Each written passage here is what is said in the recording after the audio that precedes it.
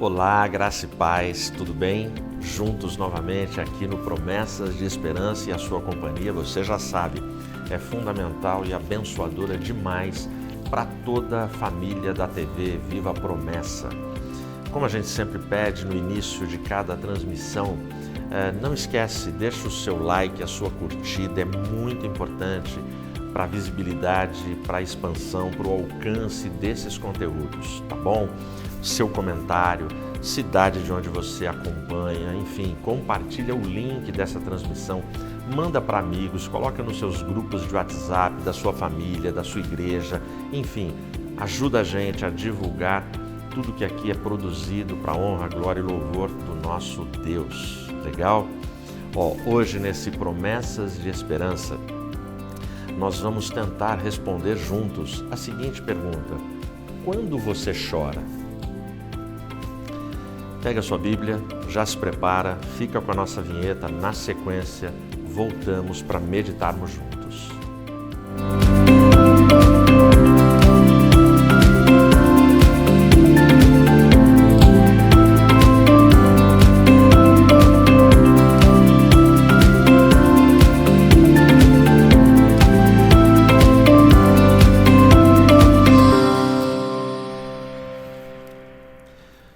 Quando você chora? Crianças, logo cedo, elas têm, praticamente todas elas, um motivo, dentre os muitos motivos que elas têm para chorar, mas tem um motivo que é bastante comum. Crianças choram quando elas querem colo e não encontram colo.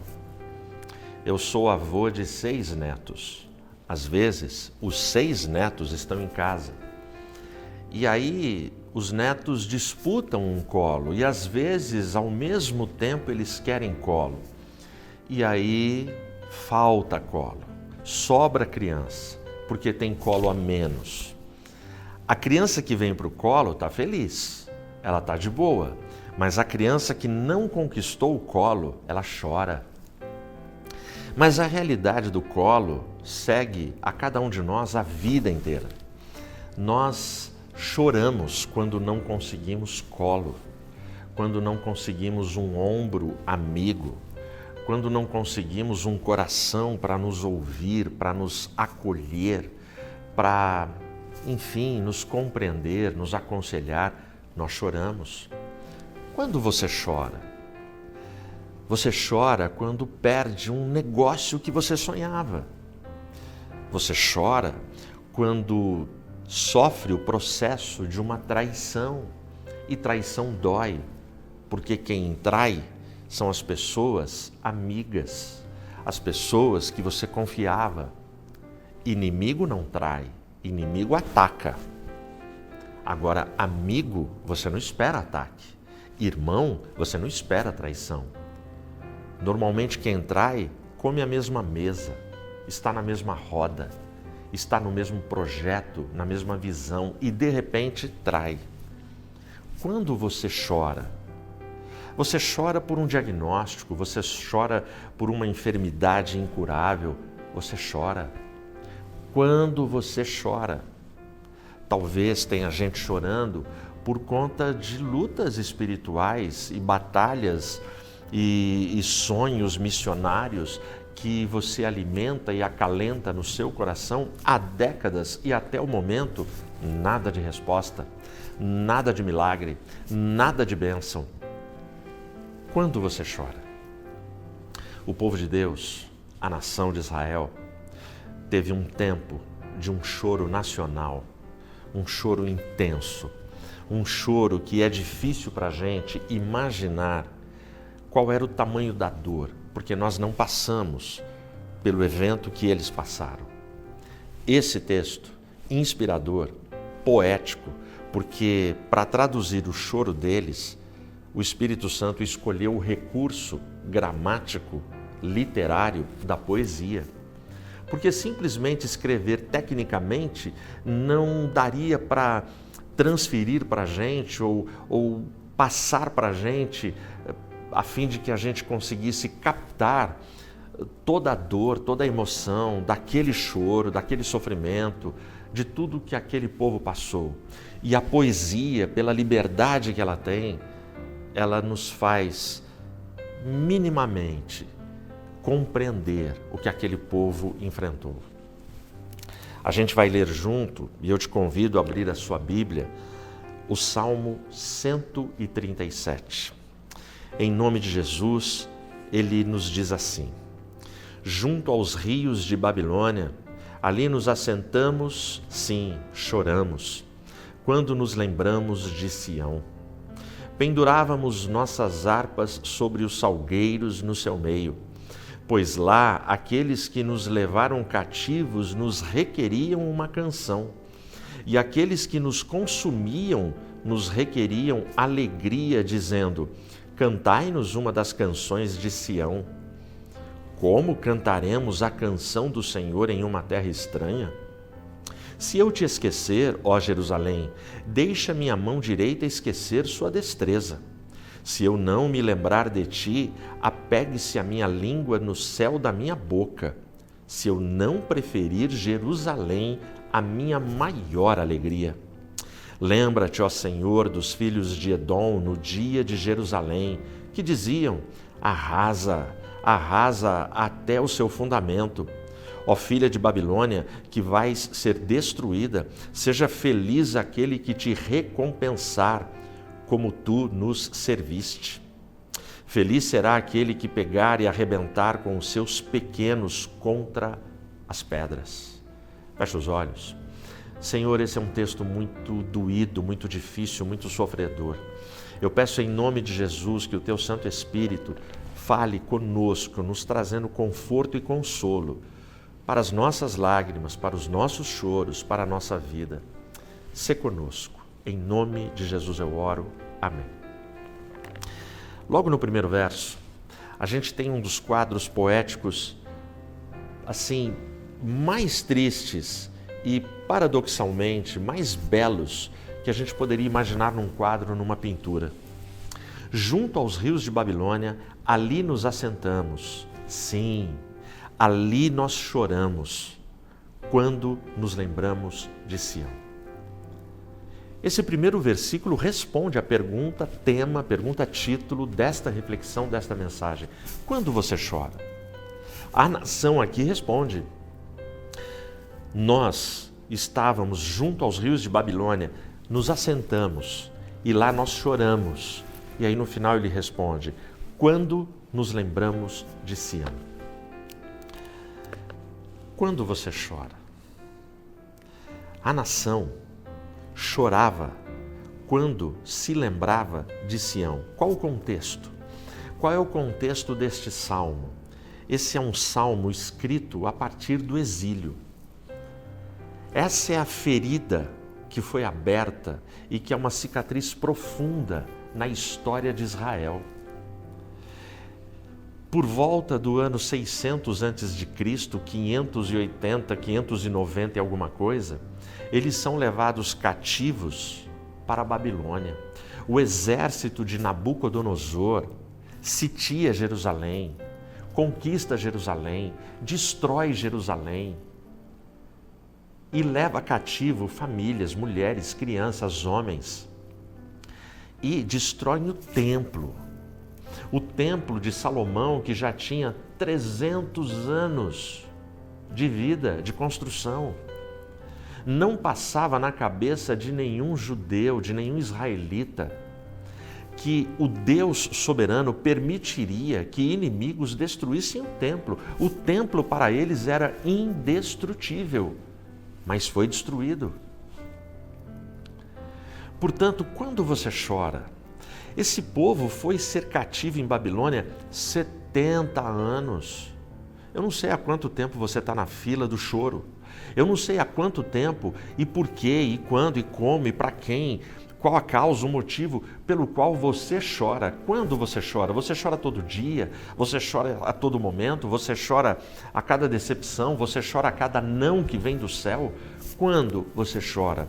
Eu sei que esse povo, que é do sofrimento desse povo que nasce esse poema. Até hoje, estudiosos tentam, mas ninguém crava, ninguém sabe falar quem escreveu este salmo. Esse salmo ninguém defende, ninguém fala, mas todos concordam que é alguém que esteve junto, presente, sofrendo ali no cativeiro babilônico. Esse é o contexto. E o contexto tem a ver com saudade. Quando nos lembramos de Sião, eles lembram da terra, eles lembram da pátria, eles lembram das festas, eles lembram de todo o azeite, de todo o vinho, de todas as frutas, eles lembram das danças, das músicas, eles lembram dos momentos de afeto, de comunhão, de relacionamentos, de liberdade, de caça, de pesca, eles lembram da Torá, eles lembram do culto, eles lembram do templo, eles não têm mais o templo. Mas eles estão em Babilônia, cativos. Eles estão ali, num lugar que não tem nada a ver com tudo que eles viveram no passado. E eles sofrem, porque a saudade dói, a saudade machuca. Uma coisa é a saudade do filho que foi estudar fora, mas todo mês ele vem em casa. Uma coisa é a saudade do cônjuge que fez uma viagem de negócios por 15 dias. Uma coisa são essas saudades que tem data para terminar, que tem data para serem resolvidas. Mas aqui é uma saudade que tritura, que massacra. É uma saudade que mata a esperança, que mata a alma. Portanto, quando você chora, quais são as coisas que te movem, que mexem com você, que te levam a lembrar de tempos que não voltam mais? Aí, o salmista ele continua com a poesia. E aí nos versos 2 e 3, ele vai dizer: pendurávamos nossas harpas sobre os salgueiros no seu meio, pois lá aqueles que nos levaram cativos nos requeriam uma canção, e aqueles que nos consumiam nos requeriam alegria, dizendo: cantai-nos uma das canções de Sião. O quadro continua impressionante. Agora eu quero juntar esses 3 versos. Eles estão assentados junto aos rios da Babilônia e lá eles choram. Lá eles choram porque eles lembram de Sião. E eles não têm mais vontade de cantar. As harpas, elas estão encostadas, elas estão dependuradas. E aí os seus opressores, os seus agressores, os seus senhores, aqueles que mandam neles, aqueles que violentaram a história deles, o passado deles, a dignidade deles, a honra deles, esses caras com total falta de sensibilidade, num deboche, num desrespeito absoluto, porque você não pede música para quem está com cinzas na cabeça e pano de saco. Você não pede música para quem está assentado às margens dos rios de Babilônia, chorando por saudade da sua pátria. E aí você chega e fala: canta para a gente. Canta para a gente as alegres canções de Sião. Toquem suas harpas. É provocativo demais, é humilhante demais. Agora pega essa cena. A cena é triste quando você começa a imaginar todo o simbolismo dela. Eu estou sentado, chorando, de frente, na margem de um rio. Esse quadro para mim é: o rio ele corre, a água corre. O simbolismo é: a vida está passando e eu estou preso, eu estou parado, eu estou estático à margem desse rio. O tempo não para, o tempo não parou, as pessoas estão construindo, estão prosperando, elas estão crescendo, os meus inimigos, esse lugar que me trouxe cativo, mas eu estou preso, eu estou cativo. A vida está acontecendo, mas eu estou praticamente como morto. Eu fui imobilizado nessa realidade, nesse cativeiro. Agora, falando um pouquinho de Babilônia. Babilônia era, naquela época, o centro do mundo. Babilônia, ela exportava e influenciava na cultura, no poder bélico, na economia. Babilônia era, naquele momento, um país, uma nação politeísta. Eles adoravam centenas de deuses. Os cultos, as celebrações aos deuses babilônicos, eles eram regados a muita música, muita dança, um frenesi. Os músicos em Babilônia, eles tinham dezenas, centenas de instrumentos. Era frenético cada culto que acontecia ali. E eles tinham excelentes músicos. Eles tinham os seus ritmos. Eles tinham cultos assim, que ostentavam todo o poder, todo o luxo, toda a opulência de Babilônia. Por que eu estou te falando isso? Porque não é curioso que, tendo todos os recursos culturais, financeiros, religiosos, espirituais, de acordo com os deuses deles, tendo templos, tendo tudo, o que chamou a atenção, o que despertou a vontade e a curiosidade dele foram as harpas, com os seus doces sons dos hebreus, a ponto deles chegarem para os hebreus que estão derrotados, entristecidos, amargurados, estão no pó. Pega a harpa, toca pra gente, canta pra gente as canções alegres de Sião. Interessante aqui, quando você chora, o mundo zomba da igreja. O mundo ridiculariza a igreja. Mas esse quadro da harpa e do pedido pela música e de todos os recursos que eles têm lá fora, me chama a atenção que nós, enquanto comunidade da fé, enquanto família da fé, enquanto povo do reino de Deus, Deus, através do seu Espírito Santo, Ele tem dado uma unção diferente para os nossos músicos, cantores, instrumentistas.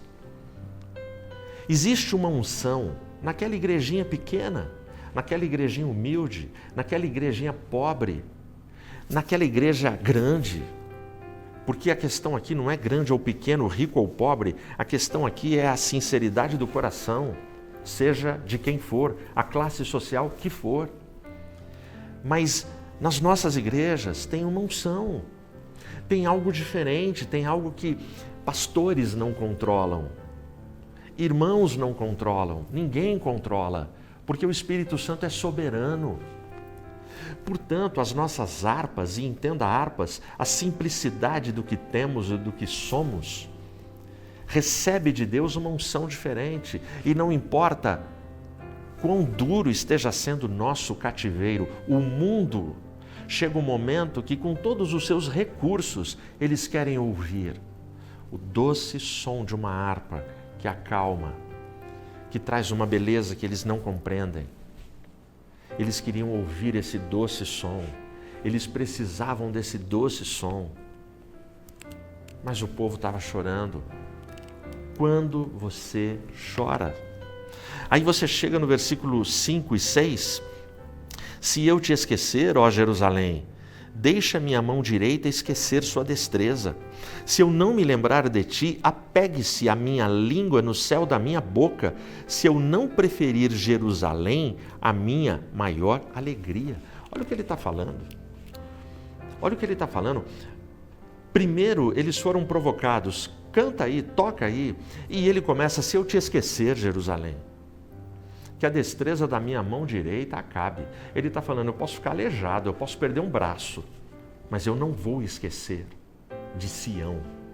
Eu não vou esquecer de Jerusalém.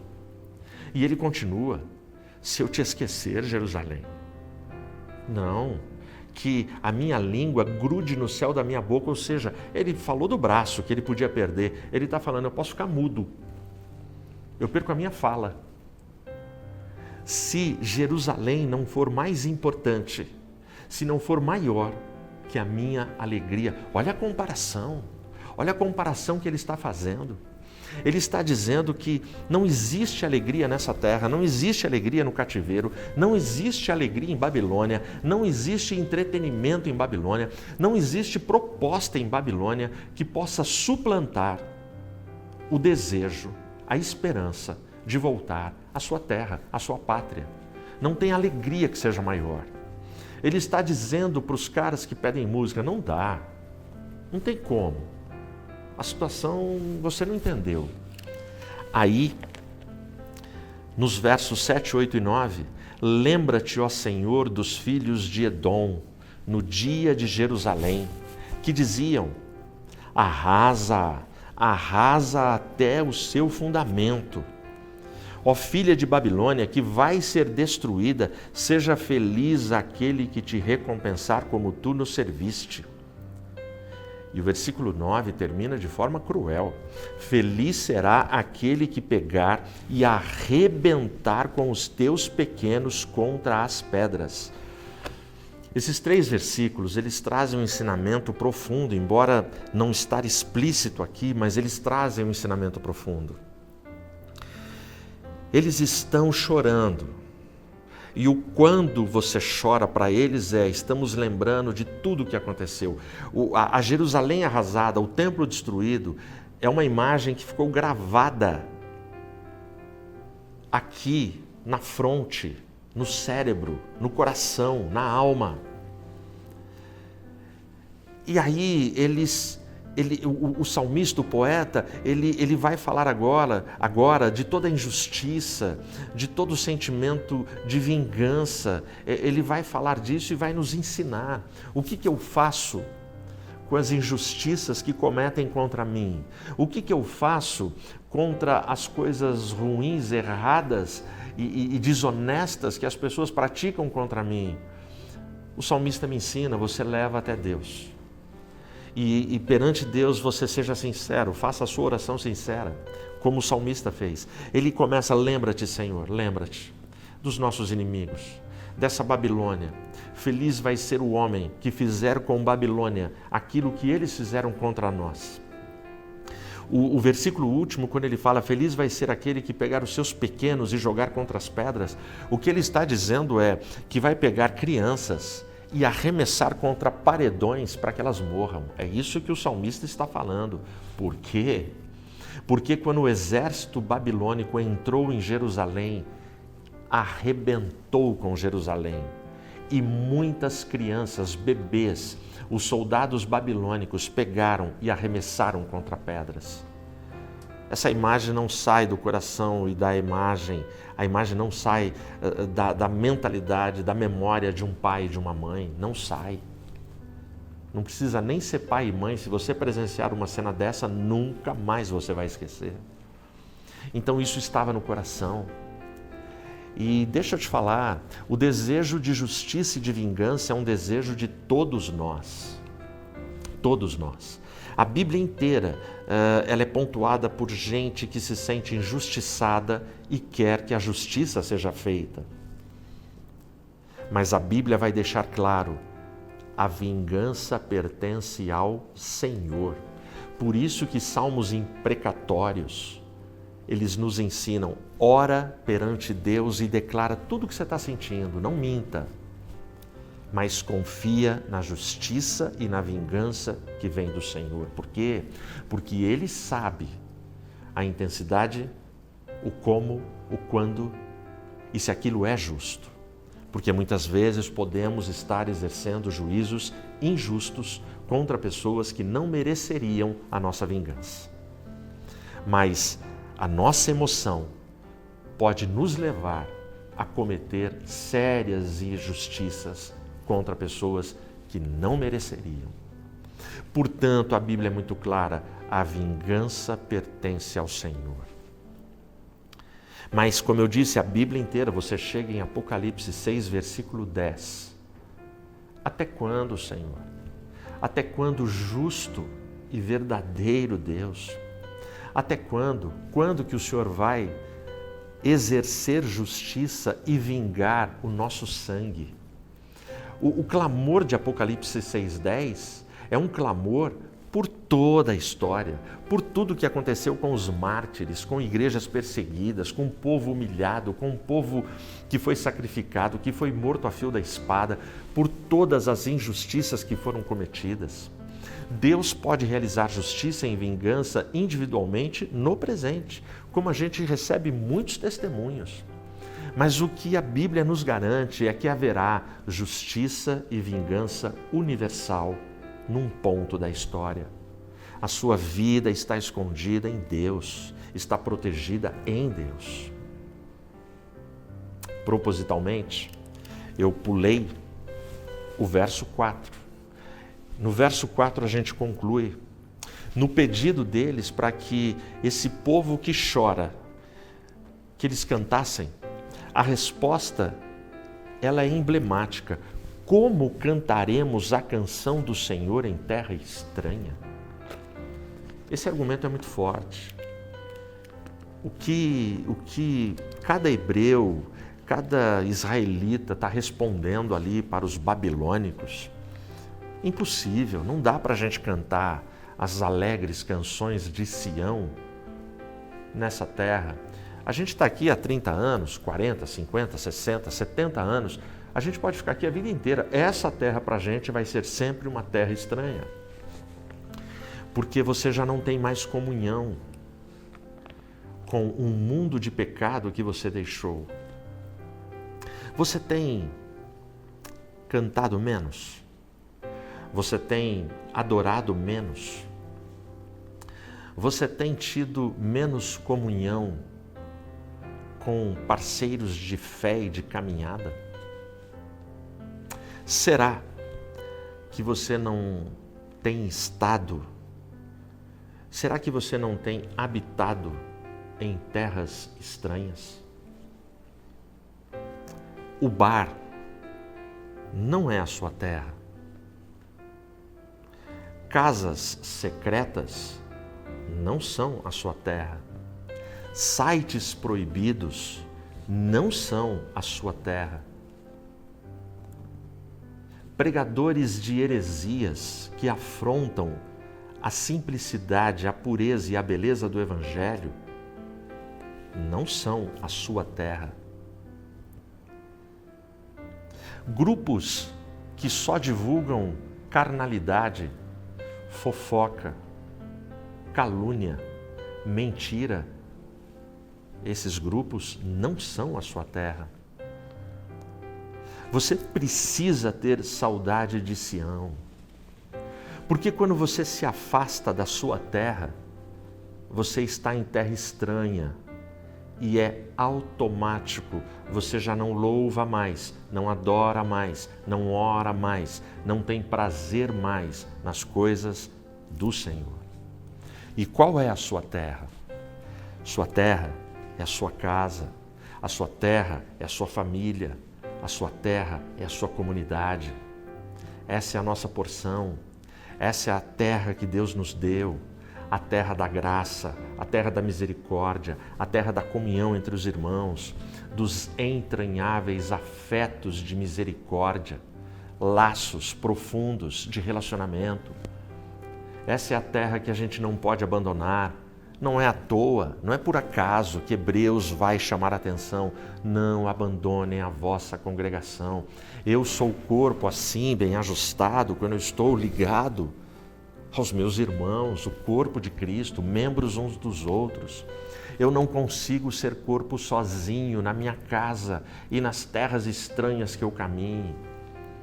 Quando você chora, este é aquele salmo que ele não termina com uma solução, ele termina com choro, ele termina com dor, ele termina com angústia, como muitas vezes tem terminado as suas orações, as suas realidades, os aspectos mais variados da sua vida.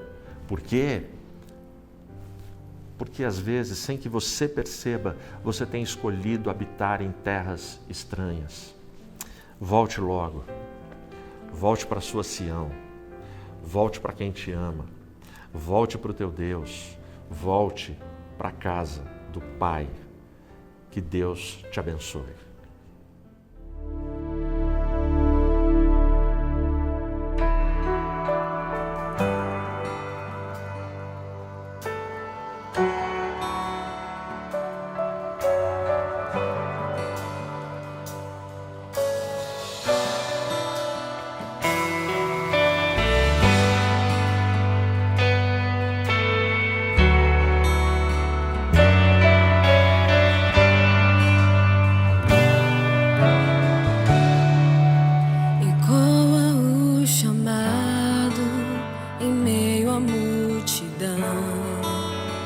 Quem proclamará a redenção?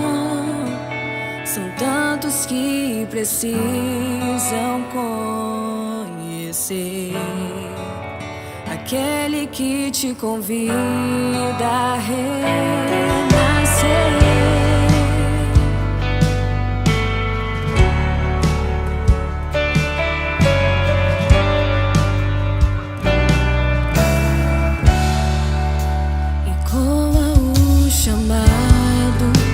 Em meio à multidão, quem proclamará a redenção? São tantos que precisam conhecer aquele que te convida a renascer. O que passou já dorme no tempo de ousar, meu Deus amado. Chegou o tempo de pregar a salvação e ser livre da angústia e da aflição.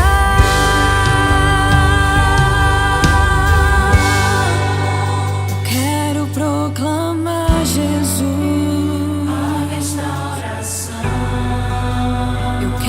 Proclamar Jesus, a libertação. Preciso te dizer que Ele te chamou, Ele te amou e está aqui.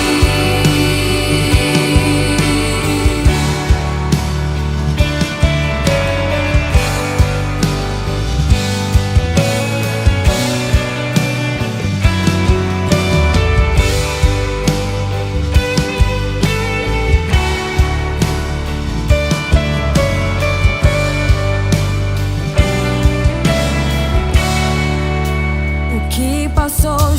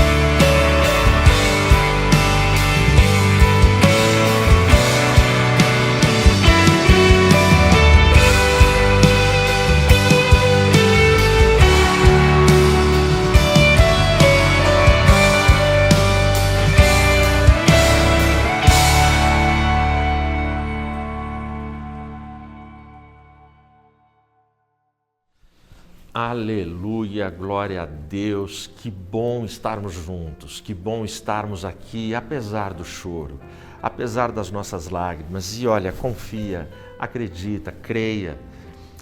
Deus, Ele conhece, Ele olha, Ele vela por cada lágrima nossa. Ele sabe quais são as nossas lutas e causas, e na agenda dEle, Ele tem os caminhos, Ele tem a bênção, Ele tem a solução, Ele tem o tempo de fazer cessar cada uma dessas lágrimas. Amém? Ora comigo. Santo e poderoso Deus, obrigado por esse dia, obrigado por essa hora, obrigado por essa live. Abençoa a Tua palavra nos corações, derrama a Tua bênção, a Tua graça e o Teu favor. Cuida da gente, Pai, sê conosco. Livra-nos de todo mal, dá-nos a Tua direção e a Tua proteção. Em nome de Jesus eu oro. Amém. Amém. Deus te abençoe, abração e até semana que vem. Paz.